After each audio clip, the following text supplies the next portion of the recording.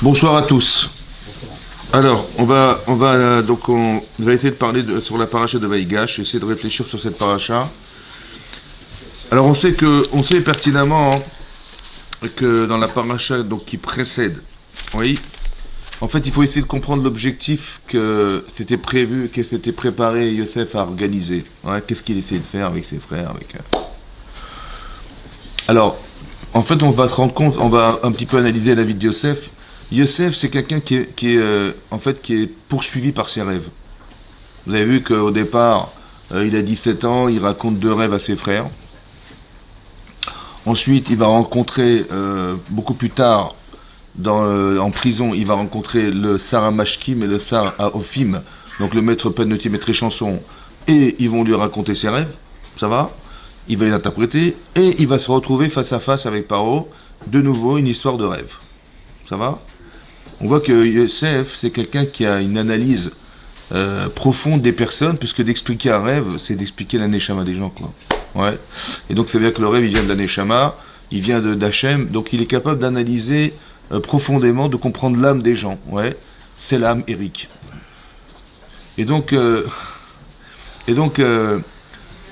c'est ça, il comprend l'intériorité des gens.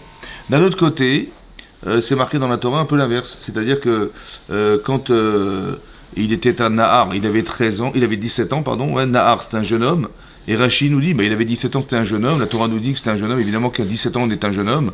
Alors Rashi nous explique, non, qu'il faisait Maaseh Naharut, c'est-à-dire qu'il avait un comportement d'adolescent. Ouais, il s'arrangeait les cheveux, il faisait du café pendant les cours, ouais, et il ferme les portes, voilà, et donc, comment vous dire avant que je m'énerve, il s'arrangeait les cheveux, il voulait paraître beau, ça va. Voilà ce qu'il voulait, un adolescent il veut être beau, une fille elle veut être belle, ouais, c'est par équilibre, c'est-à-dire il avait envie d'être beau, c'est comme ça, ouais. Vous savez pourquoi il voulait être beau? Non, vous savez pas? Bah parce que c'est très important d'être beau, hein? Ben pour être, mais pourquoi c'est important d'être beau? Parce qu'il y a eu la Coupe du Monde, vous vous rappelez? Non, pourquoi il voulait être beau? Pourquoi elle veut être beau? Pourquoi une fille elle veut être belle? Est-ce qu'une fille elle veut plaire? Putain, mais une fille elle veut être belle, elle veut être belle. C'est pas pour plaire forcément. C'est au départ, je veux dire, une fille elle a 16 ans, 14 ans, 16 ans, c'est pas forcément pour être belle. Ça fait partie de l'équilibre d'une personne, non? Alors je pense comme ça. Vous savez pourquoi il faut être beau? Parce que pour sortir de prison, il vaut mieux se marier. Non, pas pour se marier, non. Une fille, elle a 15 ans, elle va être belle. Je sais pas, un garçon, il veut être beau. C'est pas pour forcément draguer ou je sais rien. Non, c'est pas forcément pour ça. Pourquoi c'est important d'être beau? Bah, c'est important parce que quand on apprécie ce qui est beau, on peut apprécier ce qui est beau. Je m'explique. Il y a chaque notion spirituelle, elle s'habille d'une notion spirituelle, physique au départ. Ça veut dire que quand vous voyez faire une mitzvah, quelqu'un faire une belle mitzvah, ouais, imaginez-vous quelqu'un discrètement, il a fait un chèque de 20 000 euros pour un orphelinat. Et donc c'est beau quand même, hein? Il n'y a rien de beau en fait. Simplement, c'est beau parce que j'apprécie ce qui est beau au départ. La notion, elle est d'abord physique. Ouais, comme c'est marqué, Som Tassim Alecha Melech. Il y a une mitzvah de nommer un roi, proverbe. Parce qu'un jour, il faut que tu comprennes qu'il y a un Melech Haolam. Le roi du monde, c'est Hachem. Alors, si tu n'as pas une notion de royauté, tu ne peux pas comprendre la notion spirituelle de la royauté. Tu ne peux pas non plus comprendre qu'il faut honorer Hachem si tu n'es pas capable d'honorer tes parents. Ça va? Tu ne peux pas comprendre qu'il faut craindre Hachem si tu n'es pas capable de craindre tes parents. Ça va?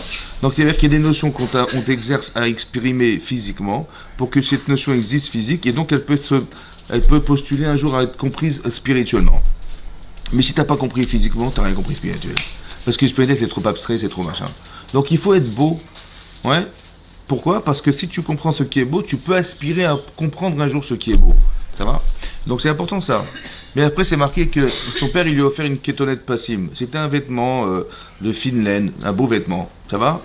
Il a voulu marquer en mettant. Maintenant, ce qui est étonnant, c'est que ce vêtement, on le retrouve. Ça veut dire que son père, il lui offre un vêtement. Ses frères, ils vont le haïr à cause d'un vêtement. Le Midrash, il dit qu'à cause de ce vêtement, on s'est retrouvés tous en Égypte. Bah oui, parce que la conséquence, c'est qu'ils ont jalousé leurs frères, après ils ont été vendus, ils les retrouvent en Égypte, et finalement Yaakov il est parti en Égypte, et l'Égypte, d'ailleurs, ils se retrouvent esclaves en Égypte. Donc à cause d'un vêtement, on les retrouve en Égypte.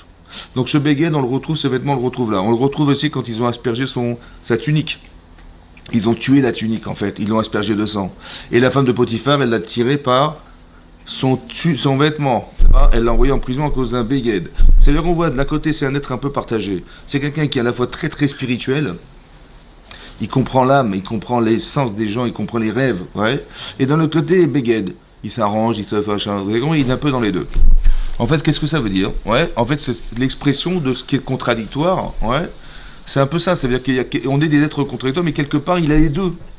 Et le problème, que quand on a les deux, c'est qui domine l'autre? C'est ce qu'on appelle en français le fond et la forme. Il y a le fond et il y a la forme. Ça va?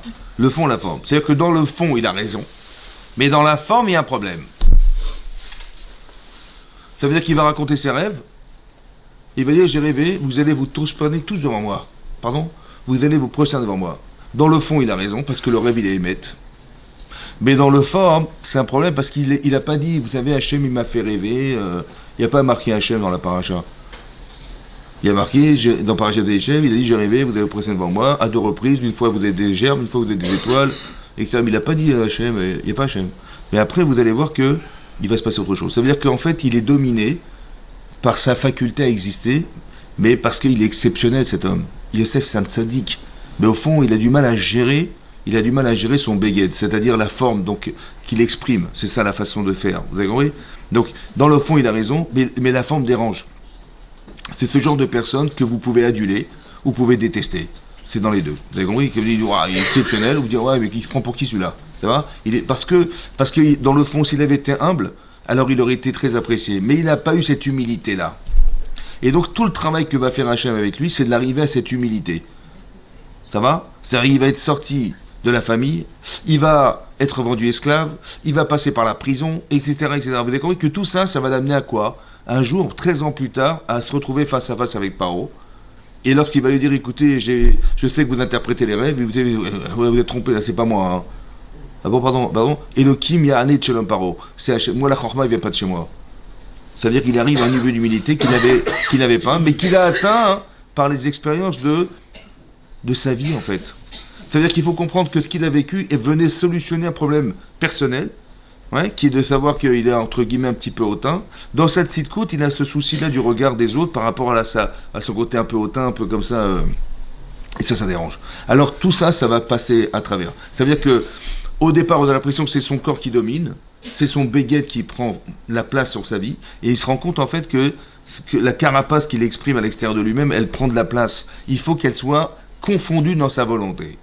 Et c'est ça qu'il est en train de faire. Vous avez compris? Il a la chance exceptionnelle de se retrouver devant Paro, ce qu'il espérait par le Sarah Mashkim. Ouais, il a dit, écoute, quand tu te trouveras devant lui, rappelle-toi de moi et rappelle-moi auprès de Paro, lui expliquant que je suis en prison.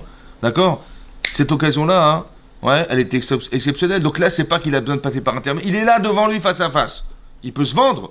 Il peut dire, voilà, il peut dire, voilà, vous signez, je fais ce que je voulais. Non. C'est là qu'il a gagné. Vous avez compris? Il devient... Et donc, ça veut dire que tout ce travail-là qu'il a dû faire, c'est pour arriver à ce moment-là, précis. Et là, il devient un vecteur. Il devient un vecteur de volonté d'Hachem. Et ce passage dans la vie de Yosef, c'est un peu le passage qu'on doit comprendre dans notre vie personnelle. Il y a l'avodat Hachem. Ça veut dire qu'on travaille, on fait quelque chose dans sa vie, mais en vérité, il faut savoir qu'on est des vecteurs d'une volonté. Tu fais des mitzvot tous les jours, mais c'est dans l'intérêt de faire l'expression de la volonté d'Hachem. Parce que il y a ta avodat Hachem à toi, mais il y a celle qui s'appelle un projet divin. Hachem, il a un projet divin qu'il doit réaliser, qui n'a rien à voir avec toi. Mais il utilise dans ta volonté d'Hachem que tu dois avoir, celle qui va exprimer la volonté de celle qu'il avait comme projet personnel. Yosef, il a un projet personnel, c'est sa avodat Hachem, comme nous tous. Comme Abraham, Yitzhak, Yaakov, ils ont tout ça. Ouais, Abraham, c'est le chesed, etc. Mais Hachem, il va utiliser le chesed d'Abraham pour arriver à nourrir d'Israël dans le désert. Vous avez compris? Quand il est marqué dans la Gemara que par le mérite qu'il est donné à boire, à manger à des anges, on a pu manger dans le désert, ça veut dire que ça fait partie du projet divin. Comme on l'a dit la semaine dernière, ouais, que quand il est arrivé chez Paro, il a dit, écoute, il n'y a pas plus de Navon et Chacham Kamocha, pas plus de personne intelligente et comment dirais, subtile que toi, alors tu vas être nommé le nouveau Pakid, c'est-à-dire celui qui va gouverner l'Égypte et qui va... Ça va? Mais il a dit comme ça, écoute, je te donne ma bague, je te donne mon collier, je te mets le vêtement, d'où il a eu ce mérite d'avoir le collier, la bague, etc. Alors là-bas, le Midrash, il dit, parce que quand il a été prouvé par la femme de Potiphar, la bouche qui n'a pas embrassé cette femme, alors Veisha Kolami, il a embrassé tout le peuple. Qui n'a pas pendu son cou vers elle, il n'a pas tendu son cou vers elle, alors il a eu le collier. Il n'a pas pris dans ses bras, il a eu le vêtement, etc. Tout ça, c'est des mérites des mitzvot. C'est-à-dire qu'il s'est refusé à elle, voilà le mérite qu'il a eu de se refuser à elle. Ouais. Et puis c'est pas seulement ça. C'est que quand on s'est retrouvé devant la mer Rouge, vous vous rappelez? C'était un dimanche matin, 14h30. Ouais. Qu'est-ce qui s'est passé? La mer, elle a vu le cercueil de Yosef. Ra'a Ayam Vayanos. Elle a vu la mer et elle s'est écartée. Elle a vu quoi? Elle a vu le cercueil de Yosef. Et alors? Parce que Yosef, quand il était avec la femme de Potiphar, Vayanos, Vayetza. Il s'est sauvé, il a refusé, donc il a laissé son vêtement dans ses mains, il s'est sauvé. Parce qu'il s'est sauvé, parce qu'il a eu la force de refuser, il s'est sauvé, alors la mer elle s'est écartée. Ça veut dire, regardez la force d'une mitzvah. Il a sauvé tout le peuple juif en se refusant à cette femme. Ça veut dire qu'il y a un projet personnel, c'est-à-dire moi, je ne veux pas me corrompre, c'est ça Youssef. D'un autre côté, Hachem il va utiliser ça pour ouvrir la mer Rouge. Ça veut dire la corps d'une mitzvah. Voilà, la corps d'une mitzvah. Ça veut dire qu'il y a un projet divin, un projet personnel. Donc, Yosef, il va devenir l'homme qui va projeter un projet personnel autant qu'un projet divin. Lequel projet divin? C'est comme ça. Hachem, il a promis à Abraham qu'on va passer 400 ans d'esclavage, 400 ans d'exil, dont 210 ans d'esclavage et 86 ans de travaux forcés en Égypte. Ça fait partie du protocole qu'Hachem a. Mais il a dit, Yetzo Berechush Gadol. Ils sortiront avec de grandes richesses. Maintenant, quand il va dire au Bnei Israël, écoutez, il va dire à Moshe, dis-leur de récupérer les biens, que ils vont demander chacun à son voisin des biens en Égypte. Il dit, parce que Otto Zaken, ce vieillard qui était Avram Avinu, je lui ai dit, vous allez passer 400 ans d'esclavage, d'exil, mais je lui ai aussi promis que vous sortirez Berechush Gadol, avec de grandes richesses, alors qu'ils aillent demander. Maintenant, tout le travail que Yosef il a, c'était d'enrichir l'Égypte. Pourquoi faire?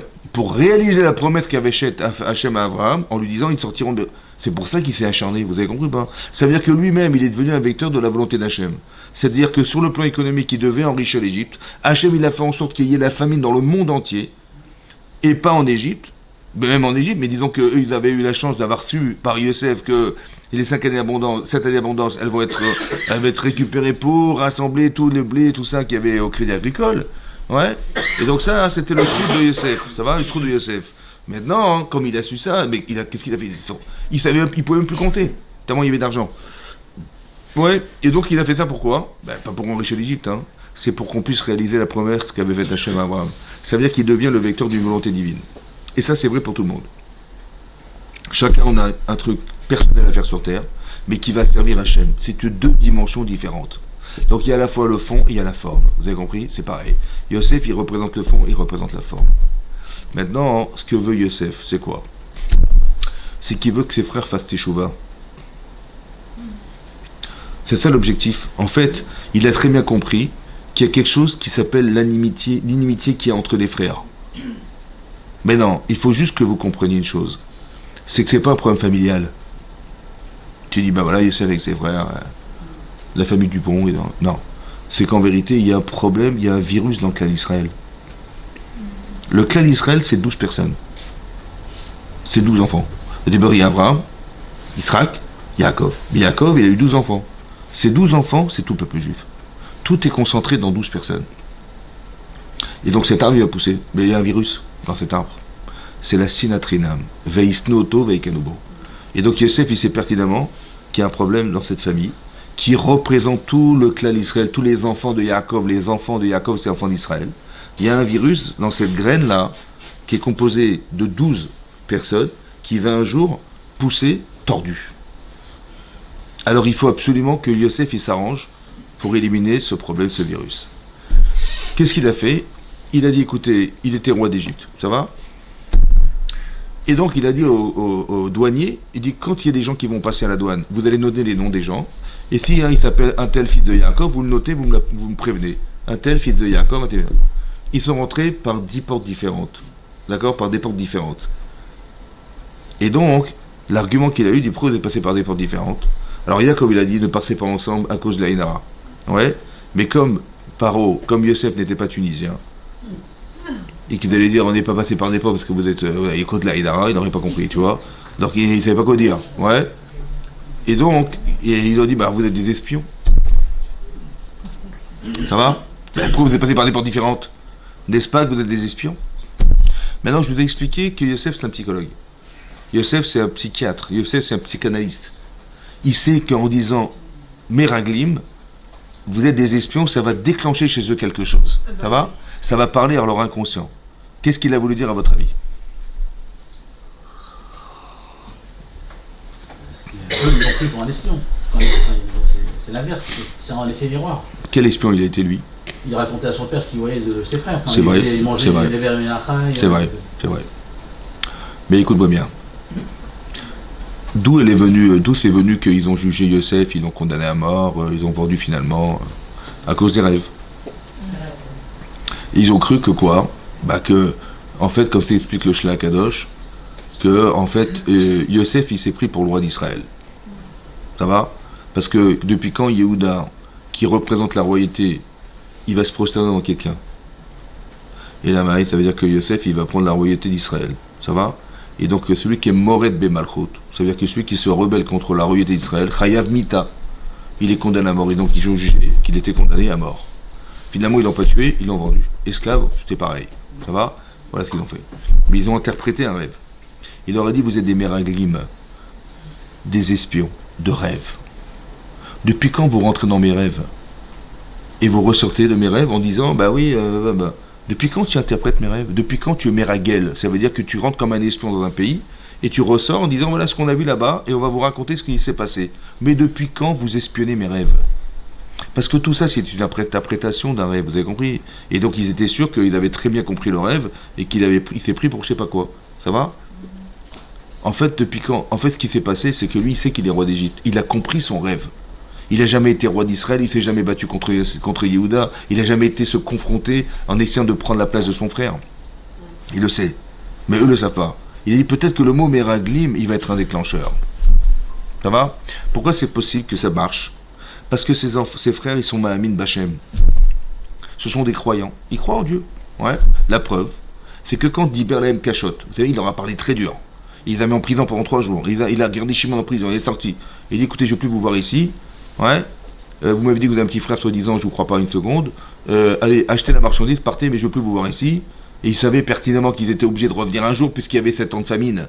Donc ils allaient revenir, c'est sûr. Il dit, mais je ne veux pas vous revoir si vous n'aimez pas votre frère Binyamin. Si vous l'amenez, je vous croirai encore, mais sinon, je ne vous crois pas. Bon, il a fait exprès de demander Binyamin. Mais il a fait exprès, ouais, il leur a mis la pression. Et quand ils sont repartis, ils ont dit, mais pourquoi il nous est arrivé un truc pareil? Peut-être que quand Yosef il criait dans le bord, au secours, on n'a pas été sensible à sa souffrance alors qu'on est son frère. Ça va?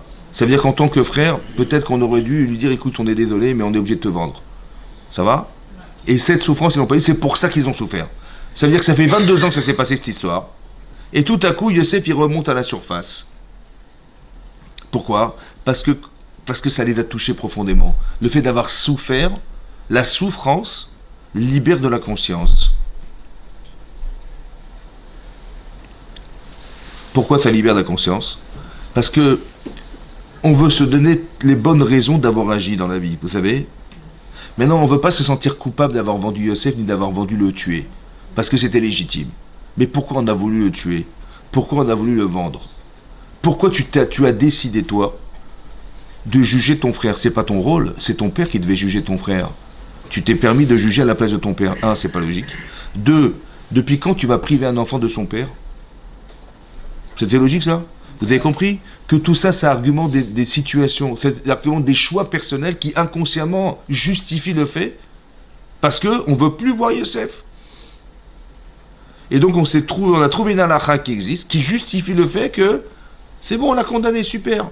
En vérité, c'est un argument intellectuel qui justifie en fait une souffrance. Vous comprenez ça? C'est-à-dire que des fois on fait des choix dans sa vie et ils sont pas logiques, mais on les trouve logiques. Parce qu'on ne veut pas souffrir à l'idée que Yosef il est avec nous. Alors on va se justifier une halakha et expliquer que Yosef il doit disparaître. Mais c'est comme ça que le cerveau il trouve des arguments parce que je n'ai pas envie de le voir. Envie. Donc comme j'ai pas envie, j'ai surtout envie qu'il s'en aille. Donc mon cerveau il va dire, je vais t'expliquer comment tu vas te débarrasser de ton frère. Comment? Tu vas prétexter et justifier le rêve en disant qu'il était rebelle contre lui. Super! Et comme ça tu vas... Mais ça c'est inconscient. Il y a un désir inconscient de se débarrasser. Désir. Maintenant quand on souffre, on n'a pas de désir. Donc il n'y a rien qui fait écran à la volonté. Et donc le problème au fond il remonte. Ça veut dire que je n'ai pas envie de savoir que je suis coupable de l'avoir vendu. Parce que si je suis coupable, je vais être obligé de le ramener. Et si je le ramène, c'est qui va souffrir? C'est moi. Et comme je ne veux pas souffrir, donc mon cerveau, il ne peut pas désirer me faire souffrir. Donc il ne veut pas me faire désirer penser que j'ai eu tort. Mais dans ça, c'est quand on est conscient et qu'on jouit d'une certaine liberté. Mais quand tu es privé de cette liberté, parce que tu souffres, tu as mal, tu n'as pas envie, ça va? Alors qu'est-ce qui fait écran? Rien, zéro. Qu'est-ce qui empêche la pensée de pouvoir te dire non, tu as eu raison? Rien, puisque j'ai pas envie. Alors là, tout à coup, ça remonte. Et ça, donc, ils ressentent la souffrance qu'ils ont occasionnée à leurs frères. Ils n'ont pas pensé qu'ils ont eu tort de le vendre. Ils ont pensé qu'ils ont eu tort de ne pas avoir souffert, de le voir souffrir. Ça va? C'est ce qu'ils ont cru, en fait. Mais ça, c'est psychologique. Donc, quand il dit Meraglim, vous avez compris ce qu'il fait. Voilà. Ça a marché ou pas? Ça n'a pas marché. Non, ça n'a pas marché. Parce qu'il aurait voulu qu'il fasse teshuva sur le fait d'avoir mal interprété le rêve, ce qui n'a pas marché. Alors il a trouvé un autre truc. Il a trouvé Binyamin. Qu'est-ce qu'il a fait? Ils sont revenus avec Binyamin. Binyamin est son frère, et à la fois le fils de son père. Et donc ils reviennent, il dit ok, écoutez, je suis désolé, je vous ai condamné, je vous ai accusé à tort, j'ai cru que vous étiez des espions, vous n'êtes pas des espions, Chazri Shalom. Il les a invités à table, il a fait manger. Quand ils ont dû repartir, il a dit voilà, ils ont racheté de la marchandise, et ils sont repartis. Qu'est-ce qu'il a fait? Il a remis l'argent qu'ils avaient dépensé, et à part ça, il a mis la coupe, sa coupe personnelle, avec laquelle il est Menachesh. Menachesh, ça veut dire qu'il fait des incantations. Comme. Qui c'est qui faisait des incantations? Hein? Notre ami? Lavan. C'était pas la blague, Lavan. Oui, avec quoi il faisait incantations? Avec les trafim. Il avait sa fille Rachel, elle lui a volé. Vous vous rappelez? C'était quoi ces trafim là? C'était quoi ça? Il connaissait l'avenir avec. Elle a dit pour pas qu'il sache qu'on est parti, elle lui a volé, pour qu'il sache pas, son père, qu'il s'était sauvé. Ça va? Et lui, il a prétexté la même chose. Ça va? Quand Lavan est arrivé chez Yosef, chez Yaakov, en lui disant mais tu m'as volé ma Vodazara et tout ça, qu'est-ce qu'il a dit? Celui qui l'a volé, Yamout. Qu'est-ce qu'ils ont dit eux? Celui qui l'a volé, Yamout. Ils ont dit la même chose. C'est marrant, hein? Yamout, ça veut dire qu'il meurt. Ils ont dit celui qui a volé la coupe qui meurt. Exactement ce que son père il avait dit. C'est marrant les parallèles. Et donc ils ont fouillé. Ils ont été les pourchasser. Ils ont retrouvé. Il y avait un voleur parmi vous. Quelqu'un a volé la coupe du roi. Évidemment. Ils ont fait chercher du plus grand au plus petit et ils ont trouvé la coupe chez Binyamin. Et là ils ont déchiré leurs vêtements. Ils ont dit Elohim matzah et avon avadecha. Dieu il a trouvé la faute de tes serviteurs. Vous avez vu? Ils n'ont pas dit que c'est un complot. Ils ont dit. Ça veut dire qu'il y a une façon physique de comprendre et il y a une façon spirituelle de comprendre. Ils ne sont pas rebellés en se disant on va prendre un avocat. Carmel. Non. Ils ont dit Hachem, il a trouvé la faute de tes serviteurs.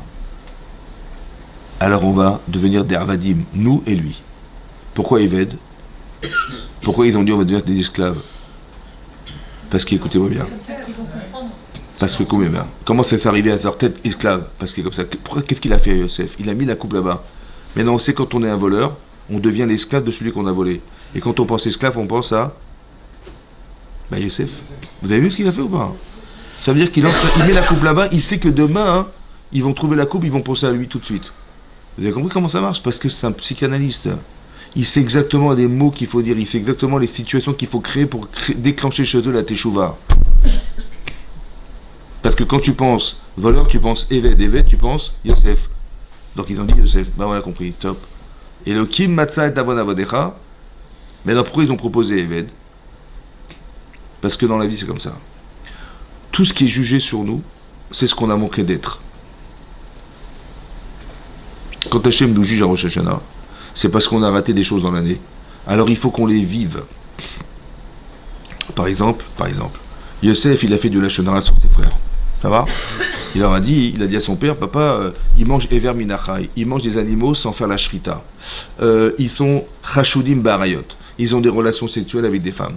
Il a dit, ils traitent les enfants des servantes comme des esclaves. Eh bien, ce qu'il a dit, ça s'est retourné contre lui.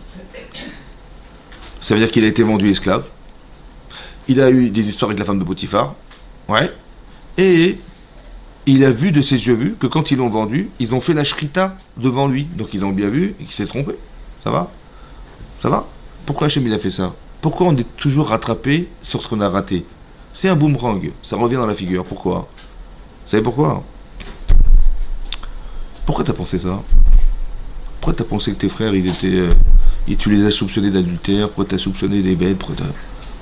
C'était faux en fait. Mais pourquoi il a pensé ça? Parce qu'on pense qu'on est. C'est un problème. Soit il n'a pas eu confiance en eux, soit il avait ce problème. Alors, il faut se confronter pour le solutionner. Alors cette femme elle va te courir après. Ça va? Comment tu as pensé que tes frères, ils étaient Chashudim Barayot? Comment tu as cru qu'ils ont traité les petits frères d'esclaves? Tu sais quoi? Peut-être que tu n'as pas mesuré ce que veut dire être un esclave.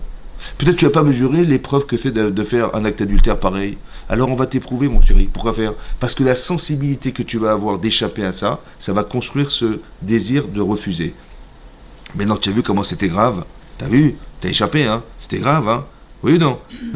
Maintenant que tu as la sensibilité, la conscience, alors tu peux dire, ah ouais, j'ai eu tort de penser de mes frères. Ou j'ai vécu l'esclavage. Mais comment j'ai pu penser une seconde qu'ils ont pensé de le rendre esclave? Mais c'est pas possible. J'ai la conscience de ce qui m'a manqué au départ. Vous avez compris ce que je veux dire? Donc le Mida Kenegen Mida, c'est qu'Hachem, il veut faire vivre aux gens ce qu'ils ont manqué d'avoir su au départ. C'est pour ça il a pensé, Yosef, ils avaient des mœurs légères. Parce que, vous avez compris ce que je veux dire? Donc c'est-à-dire que ce que nous fait vivre Hachem, c'est réparateur d'une problématique. Ben, c'est vrai que c'est douloureux. C'est douloureux, ça va? Mais quelque part, c'est nécessaire.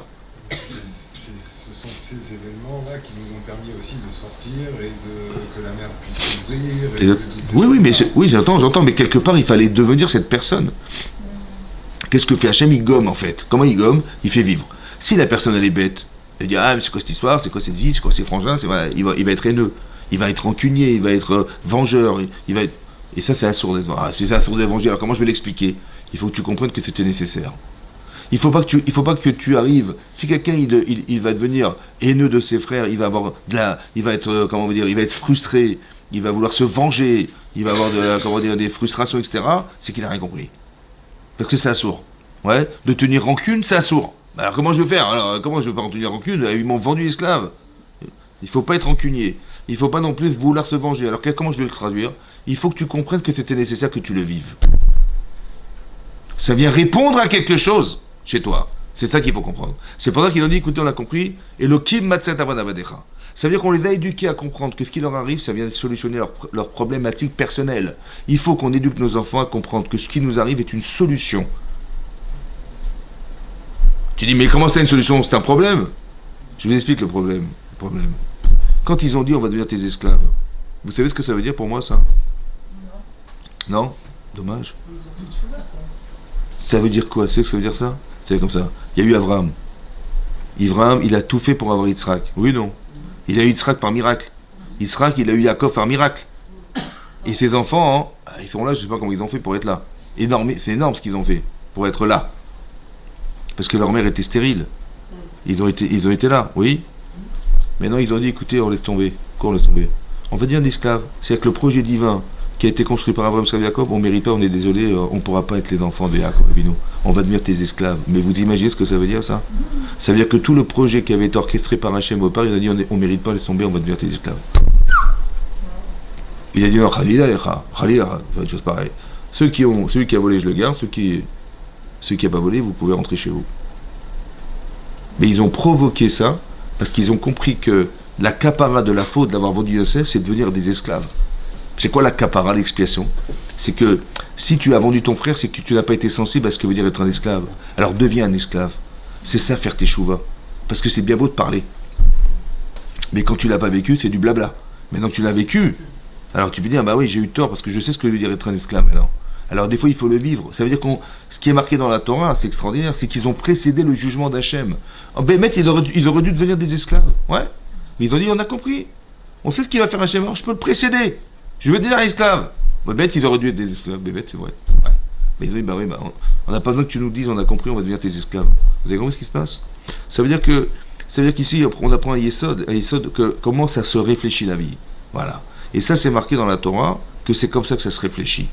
N'essaie pas de croire que ce qui t'arrive a été par hasard. Ça va?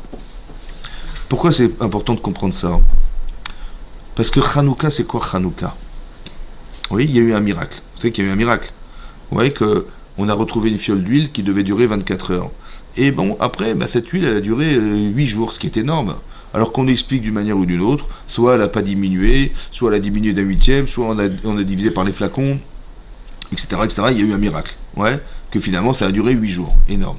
Maintenant, est-ce que le miracle, il est dans l'huile qui a résisté au feu? Parce que quand vous mettez de l'huile, et vous mettez une mèche, et vous mettez du feu, le feu, il va brûler l'huile. Ça va? Et l'huile, elle va se consumer. Ça va? Mais là, elle ne s'est pas consumée. Mais le miracle, il est dans l'huile qui a résisté au feu. Ou le miracle, il est dans le feu qui n'a pas brûlé l'huile. Est-ce que le miracle est dans l'huile ou dans le feu? Dans les deux. Dans les deux. Est-ce que le miracle, l'huile, c'est l'huile de Lidl, et la flamme, elle n'a pas brûlé l'huile. Donc le feu, il n'a pas brûlé, il n'a pas consumé. Ou bien, non, c'est que le feu, il est le feu ordinaire, tu grattes une allumette. Seulement, l'huile, elle était miraculeuse. Comment ça? Elle a résisté au feu. Quand tu mets de l'essence dans ta voiture, à un moment donné, tu vas rouler 5000 km, il n'y a plus d'essence. Pourquoi? Parce que le combustible, il a brûlé dans ton moteur. Oui, non. L'huile, elle n'a pas brûlé. Incroyable. L'essence, elle a brûlé. Ou bien l'inverse. C'est que le feu n'a pas brûlé l'huile. En vérité, je vais vous dire un secret, ça reste entre nous. Hein. Le miracle est dans le feu. C'est qui le feu? C'est Hachem, Chazak, le buisson ardent. Mais écoutez bien. Le feu, ça brûle. Mais ça ne consume pas le buisson. Le feu, il a brûlé, mais il n'a pas consumé l'huile. C'est qui le feu? Vous savez, des fois, ça brûle. Mais ça ne consume pas. Donc si quelqu'un, il est traumatisé par ce qui lui arrive, c'est qu'il est consumé par le feu. C'est pas Hachem, ça. C'est Yitzhara. C'est clair? C'est clair et net? C'est ça. Ils n'ont pas été consumés par ce qui leur est arrivé. Yosef, il n'a pas été consumé par être vendu esclave par ses propres frères, la prison, la femme de Potiphar, chassé de ses parents, chassé de la Torah. Il aurait pu se suicider. C'est qu'il n'aurait jamais compris. Il n'a pas compris que ça brûle, mais ça ne consume pas. Quand je dis ça brûle, ça veut dire que ça va changer quelque chose. Ça va brûler quelque chose qui est faux chez l'homme. La gava, l'audace, ça te brûle, ça. Mais ça ne consume pas. Tu vois? Tu vas faire tes chouvas comment? Parce qu'on va brûler ce qui dérange. Mais ça ne va pas te consumer. Mais ça ne peut pas te consumer si tu as compris que ça ne te consume pas. Mais si tu crois aux événements tels qu'ils sont vécus, ça peut être une catastrophe. Vous avez compris pas? C'est pas comme ça que ça se vit. Ça se vit, ça fait mal. Mais ça ne consume pas. Il ne faut jamais qu'on arrive à une forme de traumatisme de ce qui arrive parce que ce n'est pas l'objectif. Des fois, l'entêtement de la personne, il peut arriver à ce que ça fasse encore plus mal. Mais c'est dommage qu'il est têtu, ou elle est têtue, parce que ça va faire plus mal. Quelqu'un qui s'acharne à penser, non, j'ai pas de problème, j'ai raison, j'ai mis l'envoi, il veut décanter à tout ça un petit peu, tu vois, ou décaper un peu la personne, mais la personne a son tête. Ouais, eh bien, il faut pas s'entêter. Il faut dire, ouais, j'ai compris. Il faut avoir l'humilité de savoir que, comme ils ont eu l'humilité, de ne pas tomber dans le piège de ce qu'ils ont vu, on a compris que c'est magouille, cette histoire de coupe et de machin. Ils sont pas idiots. Ils ont dit, ouais, c'est vrai. On a compris Hachem ce qu'il voulait. C'est pas toi, c'est Hachem. Quand il parle à Paro, il parle à Hachem, en fait. C'est ça qu'il faut comprendre. Vous avez compris ce qui se passe? Comme ça. Donc, à l'extérieur, tu vois un corps, et à l'intérieur, il y a une neshama. C'est comme ça qu'il faut vivre. D'accord? Tu as la flamme, et tu vois ce que tu vois, c'est une flamme. En vérité, c'est pas une flamme. C'est Hachem. Vous avez compris? C'est ça. C'est ça Hanouka. Ça brûle, mais ça ne consume pas. Il fallait voir la présence divine. C'est ça qu'ils ont vu. Yosef, il a fait ça.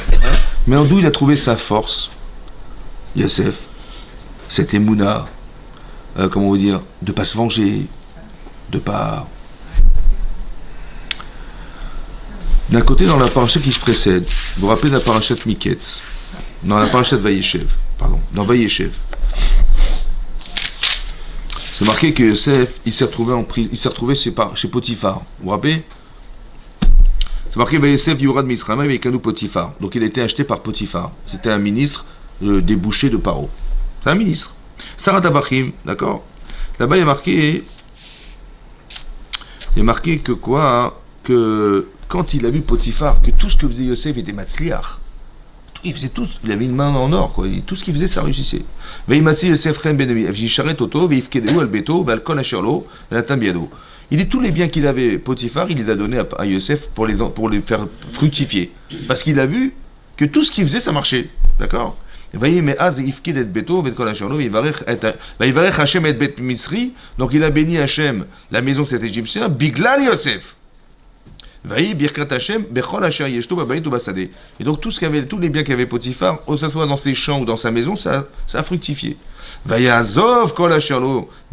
les charlots qui se trouvaient là-bas, non. Il a abandonné tout ce qu'il avait, Beyad Yosef. Il avait aveuglément confiance en lui. Il a tous les biens qu'il avait, il les a donnés à Yosef. Il ne savait rien de lui. Que le pain qu'il mangeait, le pain c'est sa femme. Yosef, Yefatoar, Vifat Mare. Et là, on dit qu'il était beau d'apparence, il avait du charme, il était beau d'apparence. Là, on le dit à ce moment-là, Yosef, qu'il était beau. Sa mère, depuis qu'on connaît Rachel, on dit qu'il avait ils étaient deux sœurs, une qui était Éné Arakot, et l'autre, Yefatoar, Vivat Mari. Donc, dès qu'on présente Rachel, on dit qu'elle était belle. Et lui, on n'a pas dit que depuis qu'il est jeune, il est beau. Ça a été dit juste là. Ça va? Donc on dit elle était beau, donc et sa femme elle a vu qu'il était beau. Et donc elle a voulu avoir un enfant avec lui. Ça va? Voilà ce qui s'est passé. Cette beauté-là, hein, on la retrouve, c'est les mêmes mots qu'on retrouve chez Rachel. Ouais. De quelle beauté il s'agit? C'est intéressant. Pourquoi on nous parle de sa beauté juste au moment où il avait la main? La main mise sur tous les biens de Yosef, de Paro, de Potiphar, on lui dit qu'il était beau à ce moment-là. Pourquoi on nous parle de la beauté à ce moment-là? Alors c'est vrai que le lien a priori logique, le pshat, c'est qu'il était beau, donc il a séduit cette femme, elle a été séduite par lui, elle a voulu absolument avoir une relation avec lui. D'accord. Ça c'est le pshat. Mais au fond du fond, pourquoi on nous parle qu'il était maître des biens de Potiphar et nous dire qu'il était beau à ce moment-là, et après on nous parle des conséquences. Ouais. À partir d'une autre question que tout le monde se pose. Comment ça se fait que Yosef il n'a jamais dit à son père qu'il était en Égypte? Ouais. À quel âge il a été vendu esclave en Égypte? À quel âge? 17 ans. Il a passé combien de temps chez Potiphar? Hein?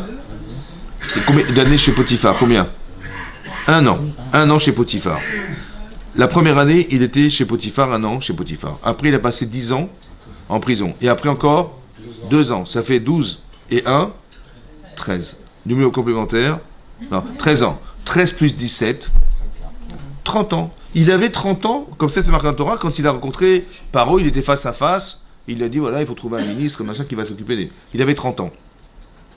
Mais ça fait longtemps déjà qu'il était libre. Quand il était chez Potiphar déjà, la première année, il avait tout ce qu'il avait entre ses mains, c'était pour... Eh ben ça va, tu arrivé, d'accord, mais tu peux très bien envoyer un courrier à ton père, non? Le Ramban, il dit qu'il était qu'à 6 jours de marche d'Eretz Israël. Donc il pouvait très bien... ou se déplacer, ou faire déplacer quelqu'un pour aller prévenir son père qu'il était vivant. Ouais. Maintenant, lui, est-ce qu'il savait que son père pensait qu'il était mort? Oui. Oui ou non? Oui. Ou non? Non. Ben non, parce qu'il ne sait pas qu'est-ce qu'ils ont dit ses frères? Non, c'est rien. Mais, donc il ne savait même pas que ses frères avaient prétexté qu'il était mort. Mais donc il avait, je sais pas, il pouvait imaginer qu'il était encore vivant. Donc au moins lui dire, papa, je suis vivant. Ou je suis en Égypte. Pourquoi il n'a pas envoyé de courrier? Ouais. Alors là-bas, il y a 2 explications. Le Ramban Nachmanide, il dit parce qu'il voulait réaliser ses rêves. Il avait rêvé que ses frères devaient se prosterner devant lui. Maintenant, il savait pertinemment que s'il avait dit à son père qu'il était en Égypte, il avait dit écoute, tu rentres à la maison. Et non, il fallait absolument que Yosef il puisse réaliser son rêve. Que ses frères se prosternent. C'est quoi réaliser son rêve que ses frères se prosternent? C'est quoi cette histoire? Ouais. Il avait rêvé, vous étiez des gerbes qui se prosternent devant vous, étiez des étoiles. Pourquoi il voulait absolument que ses frères se prosternent devant lui? Ça, c'est un pshat qui est marqué là. Comment? Non, mais pourquoi il voulait absolument ça? C'est pas grave, des rêves, c'est... Il y avait quelque chose de vrai dans un rêve. Il y a quelque chose de vrai dans un rêve. Un rêve qui dérange, c'est un vrai rêve. Ouais. Parce que la majorité des rêves, c'est des rêves qui sont des bêtises. Mais en vérité, quand quelqu'un il se réveille, il dit tiens, c'est marrant, j'ai rêvé ça, qu'est-ce qui se passe et tout. La préoccupation du rêve, c'est ça que Paro, il s'est préoccupé, il était perturbé par son rêve, c'est qu'il est émette. Maintenant, il y a le rêve de tout un chacun et le rêve des rois. Le rêve des rois, c'est pas les mêmes. Le rêve des rois, c'est qu'on va parler de l'économie de son pays. Nous, on va nous faire rêver de choses personnelles. Mais là, on ne parle pas du personnel. Là, on parle de l'économie du pays. Tu te rends compte? C'est-à-dire qu'il est gouverneur de ce pays, il dirige ce pays. On va lui dire, écoute, il va y avoir 7 années d'abondance, 7 années de famine. Il faut t'y préparer. On a fait rêver 2 fois pour que qu'ils comprennent que c'est très important. Donc ça, c'est le rêve des rois, ça. Mais Yosef, il savait, parce qu'il était roi. En vérité, Paro, il a rêvé pour qui? Il croyait qu'il avait rêvé pour lui-même. Donc il cherche un interprète. Vous savez pour qui il a rêvé, Paro? Il avait rêvé pour Yosef. Tout le rêve, c'était que pour Yosef. Hachem, il a utilisé Paro pour lui dire, écoute, dans 3 jours, tu vas devenir le roi d'Égypte. Vous avez compris? Donc il utilise Paro. Nous, on croit que le personnage essentiel, c'est Paro. C'est l'inverse, en fait. C'est Yosef. Au bout des 2 ans, Paro Cholem. Pourquoi de 2 ans? Ce matin, il a rêvé. Pourquoi 2 ans? 2 ans, parce que ça fait 2 ans qu'il aurait dû rêver. Ou ça fait 2 ans qu'il rêve. Pour Yosef, il avait rêvé. Il aurait dû rêver il y a 2 ans déjà. Où il rêvait, ça fait 2 ans qu'il rêve, il oubliait ses rêves. Mais pourquoi il devait rêver? Parce que Yosef, il devait sortir de prison. C'est pas pour lui qu'il a rêvé, c'est pour Yosef. Maintenant, ce qui se passe, c'est qu'on nous dit là, donc il aurait dû... Alors le Ramani, il voulait réaliser ses rêves. Un des Barnés à Tosfot, il dit là-bas que s'il avait dit à son père qu'il était vivant, alors son père, il lui dit, mais qu'est-ce que tu fais en Égypte? Il aurait été obligé de dire que c'est ses frères qui l'avaient vendu. Il n'aurait pas perdu un enfant, il aurait perdu 10. Alors pour pas qu'il perde 10, il a préféré ne pas dire. Ça veut dire que lui, il va souffrir. Son père va souffrir. Pour peu que quoi? Que ses frères y survivent. D'où vient cette force de se dire, je me préoccupe de mes frères. Je veux qu'ils fassent teshuva. Ouais. Vous savez, souvent, quand on fait des reproches à des gens, parce que c'est une mitzvah, c'est marqué dans la Torah, Ochier Tochiat Amitera. Alors, moi, j'ai pas envie d'avoir des problèmes avec le bon Dieu. Je vois un type qui fait une avéra, je dis, écoute, mon chéri, ça sort. Ou j'ai un problème avec ma femme ou avec mon mari, machin, je dis, écoute, je te fais des reproches parce que j'ai pas envie qu'un jour on me dise, alors, où t'étais ouais, c'est ça ou pas? Non. Il faut arrêter ça. Il faut faire des reproches par amour. Quand tu fais un reproche à ton mari ou à ta femme ou à des enfants ou machin, tu le fais par amour pour eux. C'est pas pareil. Comment ça se passe? La différence, c'est quoi? Quand tu fais parce que tu veux avoir bonne conscience, tu dis moi j'en ai rien à fiche, je te dis la vérité, débrouille-toi avec. Ça va? Et ça marche pas. Ça marche jamais. Par contre, si je l'aime, la personne, je l'aime, mais je sais pas comment je vais lui dire, parce que c'est vexant de reprocher aux gens des choses. Alors comment je vais faire? Alors je vais mettre des gants. Je vais faire attention, je vais faire kavod. Vous savez ce qu'il a fait Yosef? Il a essayé de faire teshuva à ses frères.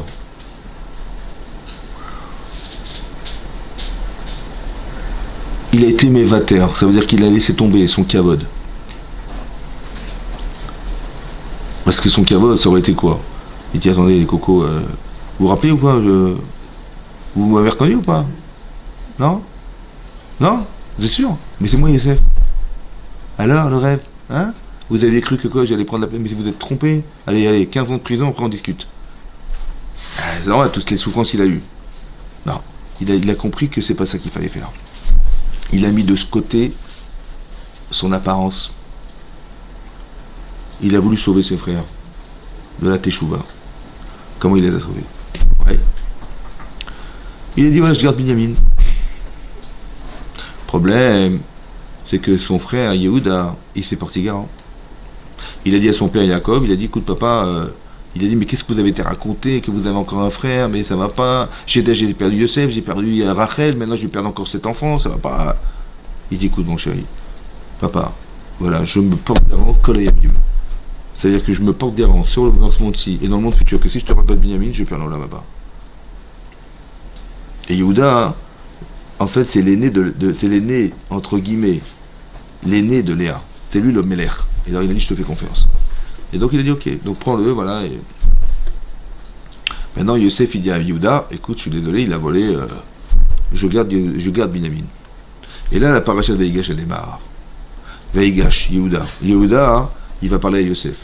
Il va lui dire, écoute, moi, je me suis porté garant vis-à-vis de mon père que si tu gardes Binyamin, je suis obligé de le remplacer et de prendre la place de Binyamin. Ça va? Mais non, c'est pas seulement ça, c'est que sache une chose, que mon père, il a perdu sa femme, il a perdu son fils, il va perdre celui, deuxième enfant qu'il a eu de Rachel, qu'il aime. Il va avoir l'impression que si tu lui gardes, tu prends cet enfant, il va faire le deuil de 3 personnes à la fois. Donc c'est grave ce que tu fais. À part ça, hein, nafsho kshura ben nafsho, c'est-à-dire qu'en prenant l'âme de cet enfant, tu vas prendre l'âme de mon père. Tu es un criminel, carrément criminel, quoi. Ça va? Et à part ça, hein, comment je vais pouvoir revenir, moi, en Eretz Israël, voir mon père dans une déchéance morale où je vais dire, écoute, je suis désolé, j'ai pas Binyamin, et de le voir comme ça, je pourrais pas. Alors prends-moi à la place et laisse-le partir. Voilà ce qu'il a dit. Comment il s'appelle? Yehuda à Yosef. Voilà la plaidoirie qu'il a faite. Bon. Il n'a pas pu se retenir. Yosef. Rachid expliquait de quoi il n'a pas pu se retenir. Il n'a pas pu se retenir de se révéler, de se dévoiler à ses frères devant les Égyptiens. Pourquoi? Il a dit parce que si je vais dire je suis Yosef devant les Égyptiens, ils vont avoir honte devant les Égyptiens. Mais je veux pas de cette honte. Je veux pas que les gens ils aient cru que je me suis vengé et j'ai fait exprès de dire devant tout le monde. J'ai dit à tout le monde de sortir. Mipna Boucha, pour ne pas leur faire honte. Maintenant, dit le Midrash Rabbah, que quand il s'est retrouvé seul avant de dévoiler qu'il était Yosef, ils auraient pu le tuer directement. Il a risqué sa vie pour ne pas faire honte à ses frères. Mais non, écoutez-moi bien. Il a attendu pendant 22 ans que ses rêves se réalisent. Il est au seuil de la porte de ce rêve-là. Il dit, c'est pas grave, je suis prêt à tout laisser tomber pour pas qu'ils aient honte. Vous imaginez ce que ça veut dire, ça? Ça veut dire qu'on devrait respecter les gens. Parce que lui, il a risqué sa vie pour pas faire honte à ses frères. Mais pourquoi il n'a pas voulu faire honte à ses frères? Parce que quand tu fais tes chouvas, si tu as honte de toi, c'est super. Mais il faut surtout pas que tu fasses tes choix parce qu'on t'a fait honte. Cette honte, elle est assoura. Ça va? D'où je vois ça? C'est marqué qu'il a dit Ani Yosef. C'est moi Yosef. Aod Avichai, mon père est vivant. Lo yachlou la'anototo, ki nivhalu mipanav. La Torah nous dit, quand il a dit je suis Yosef, ils n'ont pas pu répondre à son frère. Parce que nivhalu mipanav, il était époustouflé devant lui. Et Rachid dit nivhalu, ils ont eu tellement honte. Ils ont eu de quoi? Ils ont eu honte. Parce que quand il a dit c'est moi Yosef, waouh, ils ont vu Yosef, ils se sont procédés devant lui. Ils ont vu que c'était Yosef, ils ont su que c'était Yosef, et ils ont vu qu'il était roi d'Égypte. Alors qu'ils ont cru qu'il était roi, ils se sont gourés. Et là, ils ont eu la honte de s'être trompés d'interprétation, qu'ils ont fait endurer des souffrances énormes. Le père, il a vécu un deuil de 22 ans pour rien, à cause du choix qu'ils ont fait d'avoir interprété le rêve de Yosef de façon erronée. Ils ont eu la honte de leur vie. Mais ça, c'est la honte de la teshuva, ça. C'est pas la honte que j'ai fait honte à quelqu'un. Ils ont eu honte d'eux-mêmes. Comment il a fait Yosef? Il a dit comme ça. Il a dit, je suis Yosef, mon père est vivant. Ben oui, on sait qu'il est vivant, ton père. Le Midrash, il dit, Amar Rabbi Kroushpedai, Oy lanu miyamadin. Malheur à nous le jour du jugement. Oy lanu miyamatochacha. Malheur à nous le jour où Hachem il va nous faire des reproches. Pourquoi? Que si déjà Yosef, qui est le plus petit des enfants d'Yaakov Avinu, il leur a dit, je suis Yosef, mon père est vivant. Vedi vanu mipana, alors devant Hachem. Achat kama vekama, combien on va voir? Ouais? Qu'est-ce qu'on va lui dire? Mais non, c'est marqué là-bas, Oy lanu miyamadin, Oy lanu miyamatochacha. Malheur à nous le jour du jugement, malheur à nous le jour du reproche. Non, tu fais reproche, et après tu juges. C'est marqué l'inverse. Alors le Beth Lévi dit comme ça. Oy lanu miyamadin, c'est comme ça. Voilà, je te garde Binyamin. Qu'est-ce que t'en penses, toi, Yehuda? Tu dis, attendez, c'est pas possible, tu peux pas le garder. Pourquoi? Parce que si tu le gardes, mon père, il aura l'impression qu'il a perdu sa femme et ses 2 enfants le même jour. Ah, d'accord. Et à part ça, Nafsho Tchoura Ben Nafsho, son âme est attachée à cet enfant. Tu vas tuer mon père. À part ça, moi, je peux pas retourner avec. Attendez, il m'a demandé de le ramener, je peux pas le venir. Comment je vais le trouver, mon père? Sans mon frère, c'est pas possible. Donc, c'est-à-dire, qu'est-ce que tu penses? Comment tu juges cette situation? C'est criminel. Alors, je peux t'expliquer un truc. Ouais, c'est moi, Youssef. Mon père est vivant. Tu savais combien mon père était attaché à moi? Ah, tu savais ou pas? Mais pourquoi t'as pas pensé, quand tu m'as vendu, que tu allais tuer ton père? Pourquoi quand tu l'as vu pleurer, tu n'as pas réagi comme tu réagis maintenant? Pourquoi quand tu m'as vendu, tu n'es pas porté garant pour me ramener? N'est-ce pas qu'il y a un problème entre nous? Vous avez vu ce qu'il a fait ou pas? Ouais. Vous avez compris ce qu'il a fait? Ça veut dire qu'il l'a fait juger avant de lui faire le reproche. Qu'est-ce que tu penses? C'est ça, Oilanu Miyamadine. Vous savez ce qu'il va faire Hachem? Il va faire comme ça. Alors, pourquoi t'as fait ça? Mais j'avais pas d'argent. Ah bon, t'as pas d'argent? Tiens, tu t'es acheté une bagnole, machin. Comment t'as fait? Vous savez, qu'est-ce qu'il fait Hachem? Il nous présente des situations où effectivement, tu peux pas remettre en cause. C'est toi qui vas juger toi-même ton jugement. Vous avez compris ce qui se passe? C'est pas qu'il va dire, mais comment t'as osé faire ça? C'est pas ça qu'il va faire. Il va dire, voilà, tiens, je te présente des situations comme ça, qu'est-ce que t'en penses? Ça, c'est coupable. Ah ouais, d'accord. Ben voilà, c'est ce que t'as fait. Vous avez compris ce qui... C'est nous-mêmes qui allons juger notre propre jugement. C'est ça qui a marqué là-bas, c'est extraordinaire. Hein. Oh, il l'a nommé à Madine, ça veut dire que Yosef, qu'est-ce qu'il a fait? S'il avait dit à ses frères, vous avez parents, vous m'avez vendu, machin, il dit, attends, mais t'as vu comment tu t'es comporté avec nous, comment tu nous as parlé, t'as pas les parents, c'est toi? Il est marqué comme ça. Ils n'ont pas pu répondre parce qu'ils ont été époustouflés devant Yosef. Mais évidemment, quelqu'un qui est bouche bée devant son frère, comme ça, il est comme un fou, il y en a qui ne va pas pouvoir répondre. C'est vrai ou pas? Alors pourquoi la Torah a besoin de me dire, ils n'ont pas pu répondre, qui n'y va mi panav? Bah oui, estomaqué devant ton frère, mais t'as le cerveau noué, tu peux pas répondre. Pourquoi la Torah a besoin de nous dire, ils n'ont pas pu répondre parce qu'ils étaient époustouflés devant lui? Mais évidemment qu'ils n'ont pas pu répondre, c'était en trop, ces mots sont en trop. Alors vous savez ce que j'ai pensé? C'est comme ça. Quand tu fais un reproche à quelqu'un, s'il peut te répondre, tu fais une avéra. Tu dis, mais pourquoi t'as fait ça? Il dit, mais de quoi je me mêle d'abord? D'abord, occupe-toi de ta vie, après tu vas. S'il peut te répondre, tu as fait une avéra. Mais quelle avéra? Est-ce que tu lui as fait honte? Pour rien. Il t'a répondu. Il faut, quand tu fais reproche, il ne puisse pas te répondre. Si tu vas chez ta mère, où il te dit, d'abord occupe-toi de tes oignons, après on verra. Où il te dit, écoute, d'abord arrose-toi avant de ranger les gens. Il t'a répondu. Tu as tout perdu. Quand tu fais reproche à quelqu'un, ouais, s'il te répond, c'est qu'il a été vexé. C'est-à-dire que tu lui as fait honte et ça ne servi à rien. Il faut que tu fasses un reproche sans qu'il puisse te répondre. Lo yachlou la nototo qui n'y va nous pas là. Vous avez compris ça? Hein? Ça veut dire que ça, c'est un vrai reproche, ça. Vous avez compris pas? C'est-à-dire que le type, il a gagné. Il a compris. Soit tu fais cavode, et le type, il dit, t'as raison. Soit tu lui fais juger une situation qui était la sienne, et il va lui-même acquiescer que c'est sa faute. Et lui-même, il a jugé que c'était coupable. Vous avez compris pas? Soit tu lui fais juger une situation, soit tu fais un tel cavode à la personne qu'elle a honte. Parce que tu respectes la personne. Vous savez, quand on respecte les gens, quand on aime les gens, on les respecte. Et quand tu les respectes, ça se sent. Et quand ça se sent, la personne est d'accord parce qu'elle n'a pas envie de perdre le privilège d'avoir été respectée. Ça va? Et pas le contraire. Dire, moi, j'en ai marre, machin, et je te envoie toute la saleté qu'il y a. C'est pas comme ça que ça marche. Parce que ça sert à rien. Ça sert à rien. C'est le contraire qui va se passer. Ça crée des conflits, ça crée des frustrations, ça crée des fractures, ça crée des... C'est pas comme ça qu'on fait. Et alors comment je vais souffrir, moi? En vérité, tu t'es vengé. En vérité, vous avez compris? C'est pour ça qu'il a eu très peur de le dire devant les autres. Parce qu'il a eu peur que cette honte, ce soit la mauvaise. Et ils vont se vexer, ils vont pas faire teshuva. Non, surtout pas. Ça, c'est Yosef. Vous avez compris? D'où il a tiré ça, lui? Parce qu'il a marqué comme ça. Sa mère, il a marqué qu'elle était belle. Yefatoar, faites Marie. C'est quoi cette beauté? Il y a marqué dans le Midrash. Il y a marqué, c'est un Midrash qui se trouve dans la Pticha de Echa. Vous savez, Echa, quand on dit à Tisha B'Av, il y a une introduction. Dans l'introduction là-bas, il y a marqué qu'on a détruit le temple. Le temple a été détruit. Maintenant, les Israéliens sont partis en exil en Babylonie. Hachem, il a demandé à Abraham, dis-moi un argument pour qu'il puisse revenir en Israël. Et on reconstruit le Beth Amikdash. Il a dit, j'ai rien à dire. Il a demandé à Israël, Yaakov. Il a demandé à Yirmiyahu, à Navi. Il n'a pas de réponse. Rachel, elle vient. Rachel, Mevakal Banea, elle pleure pour ses enfants. Elle a dit, tu sais, regardez ce qui est marqué dans le Midrash. Le jour de son mariage, elle a attendu 7 ans son mari, qui était très amoureux d'elle. Il a marqué comme ça, mon mari m'aimait beaucoup. Il voulait m'épouser. Elle a vu sa sœur. Elle a dit, j'étais très douloureux. C'était très douloureux de voir ça. Que mon père, il m'a roulé comme ça. Ouais. Devant moi, comme ça, il prend ma soeur, il la met sous la roupa le jour de son mariage. C'était une très grande douleur pour elle.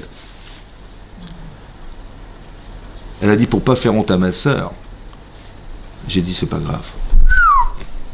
Mais attendez, c'est pas qu'elle a raté son mari, c'est pas qu'elle a arrêté son mariage, c'est qu'elle a raté d'être associée au clan Israël.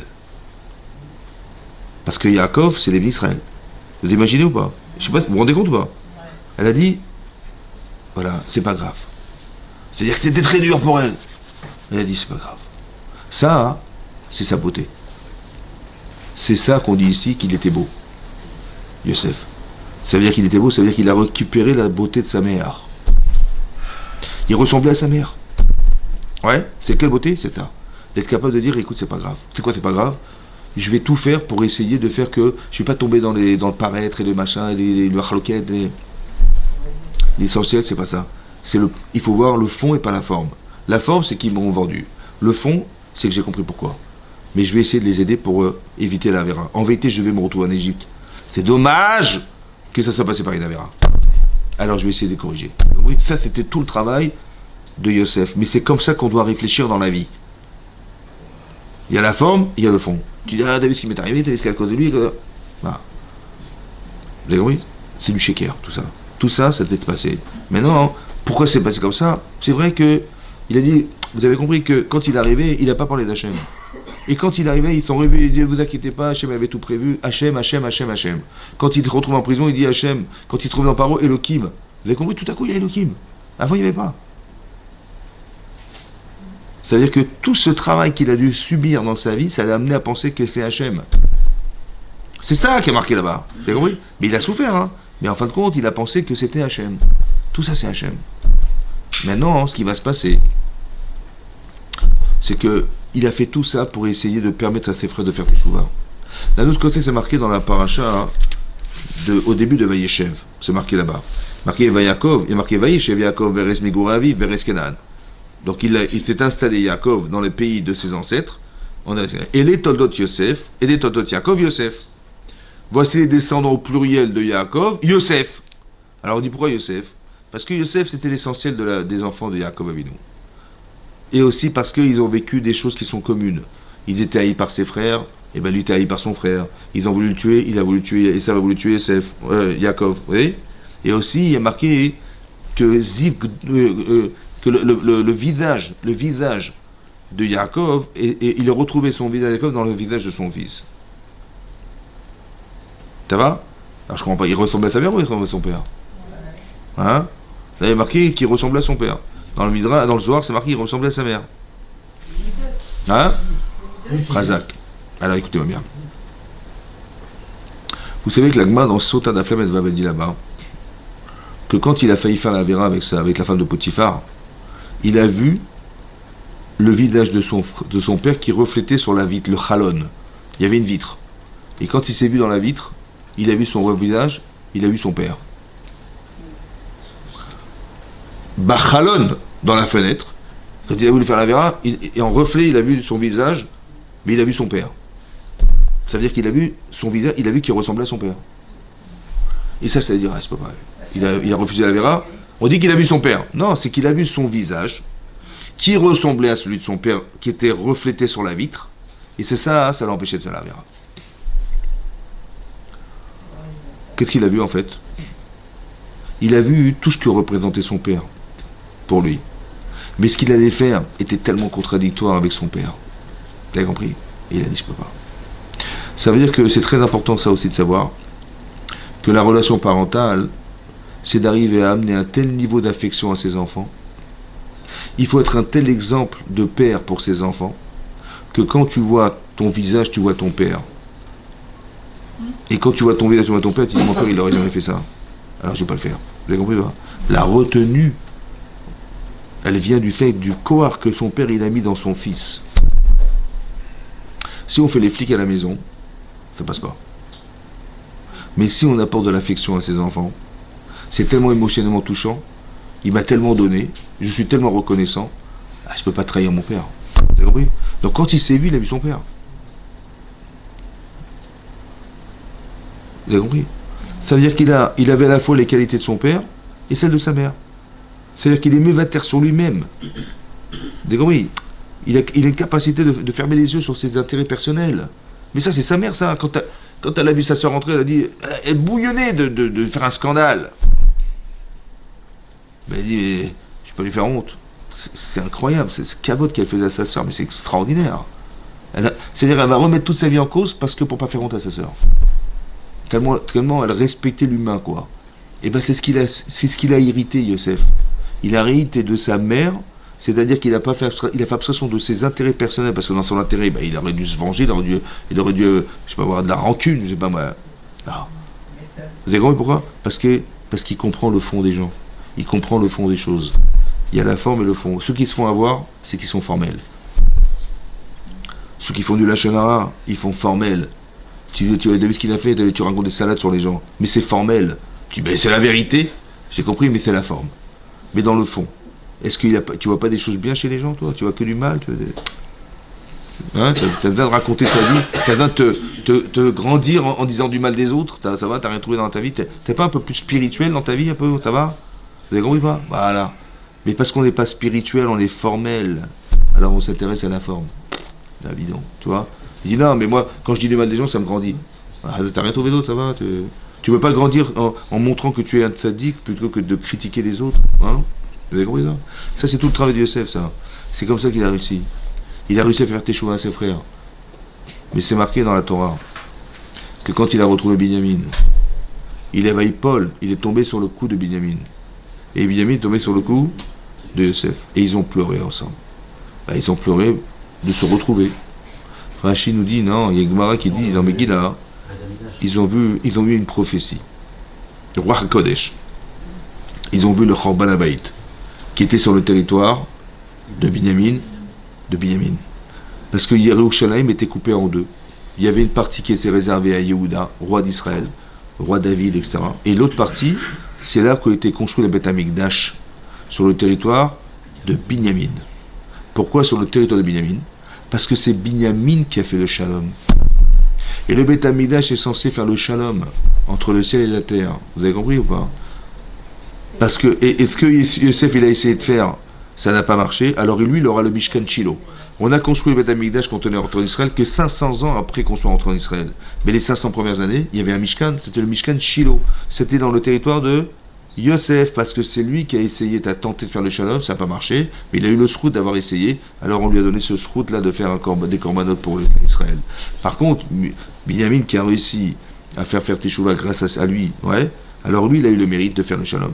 Al-Savaro, c'est quoi le savar? Le cou. Le cou. C'est quoi le cou? C'est ce qui relie la tête et le corps. Le Beth Amikdash et le Tsavar. C'est le cou qui relie Hachem avec la terre. Vous avez compris? C'est ça sur le cou de son frère. Ça veut dire qu'il a fait le shalom. Et donc c'est eu ce mérite-là. Mais ils ont pleuré de voir que les deux temples ont été détruits. Le deuxième temple était détruit à cause la haine gratuite. Mais d'où elle vient cette haine gratuite? Ben des frères. Ça veut dire qu'il a pleuré de voir qu'il a fait faire teshuva à ses frères, mais ça n'a pas été finalisé. Ils ont fait teshuva. Mais la preuve que non, c'est que quand à la fin de la paracha, on verra dans Vayigash, quand leur père il va mourir, dans Vaïchi, ils vont dire, ouais, papa, tu sais, il nous avait dit, il faut pas que tu nous... Donc ils ont cru qu'il leur en voulait encore, parce qu'ils n'avaient plus invité à manger avec lui. Quand le père était vivant, ils mangeaient tous ensemble. Mais quand il est mort, son père, il ne les avait pas invités à table. Yosef. Et ils ont cru qu'il leur en voulait. Et donc ils ont dit, mais pourquoi ils ont cru ça? Parce qu'ils ont cru qu'il y avait quelque chose, il restait quelque chose, vous avez compris ou pas? C'est ça qui est resté, jusqu'à aujourd'hui. La sinatrinam, c'est ce qui nous divise. Et c'est de ça que se nourrit le Yetzer Hara. Quand les gens se séparent, c'est qu'il y a du Yetzer Hara là-dedans. C'est clair et net. Il n'y a aucune raison de se séparer, il n'y a rien. Tout s'explique et tout peut se justifier. Maintenant, si on se sépare, ouais, parce qu'on fait la Shonara, parce que je sais pas quoi, parce que... Ouais, tout ce qui nous divise, en fait, c'est Yetzer Hara, c'est la sinatrinam qui était marquée là. Ça va? Donc il a pleuré de voir que finalement, tout ce qu'il a fait, ça a servi jusqu'à la destruction du deuxième temple. Après, c'était tout le travail qu'on doit faire aujourd'hui. C'est-à-dire de se souder ensemble. Ouais. Et Hachem, il fait que ça. Vous avez tout ce qui arrive, c'est que on est désolidarisés les uns des autres. Alors tu as le 7 octobre, tu as les machins, T'as le virus comment on dit, hein, du Covid. On s'est retrouvé seul à la maison. Et pourquoi seul à la maison? Bah parce que t'es seul. Eh ben que t'es revenu à la synagogue 6 mois plus tard, t'étais content, hein? Ah bah oui, ça m'a manqué. Mais j'aurais tellement aimé que tu sois content de venir à la synagogue sans que tu me mettes le virus du Covid. J'aurais tellement aimé que tu sois solidaire, que t'aies pas les boules d'être tout seul chez toi, en disant, bah maintenant qu'il n'y a plus le Covid, heureusement, on peut inviter des gens. Mais j'aurais tellement aimé que tu puisses inviter sans que je t'envoie le Covid. T'as compris ou pas? C'est-à-dire qu'on a conscience de ce qui nous manque que quand on a des catastrophes, quoi. T'as compris ou pas? C'est dommage que tu aies besoin qu'on te mette des catastrophes pour que tu aies conscience de ce qui te manque. Vous avez compris ça? C'est ça qui fait HM, et c'est dommage qu'on soit obligé de passer par là, plutôt que de comprendre qu'il y a une neshama chez chacun d'entre nous. C'est ça que tu dois respecter chez la personne. C'est pas son corps et son machin. Tu dis, ah, il m'a fait ça, mais t'es bête ou quoi? Il y a une neshama derrière tout ça. Il y a un fond et il y a une forme. Pourquoi tu raté la forme? Sois profond, sois intelligent. Chazak ou Baruch.